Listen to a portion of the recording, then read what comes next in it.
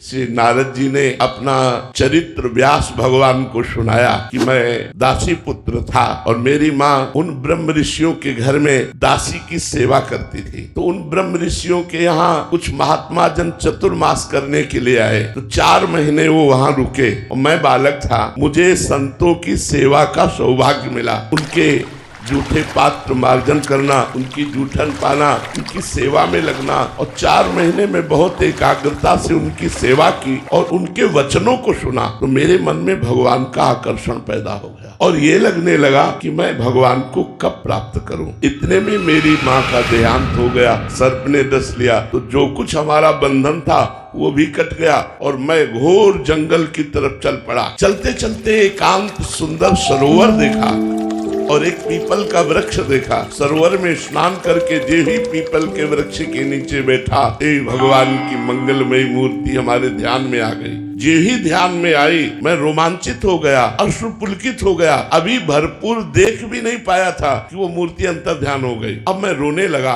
विलाप करने लगा जंगल में। तो आकाशवाणी हुई, ऐ बालक, अधकचरे योगियों को मेरा साक्षात्कार नहीं होता, इसलिए मैं साक्षात तो तुम्हारे सामने आ नहीं सकता। मैंने ध्यान में तुम्हें आकर्षित किया, अब तुम भजन करके शरीर पूरा करो, अगले जन्म में तुम हमारे निजी पार्षद होगे। तो वही देवर्षि नारद जी कहते, फिर मैं भगवान की उसी रूप का चिंतन करते हुए पूरा जीवन व्यतीत किया और अगला जन्म देवर्षि नारद के रूप में हुआ। तो अब तो जब भगवान को पुकारते हैं तो भगवान सामने प्रकट हो जाते हैं।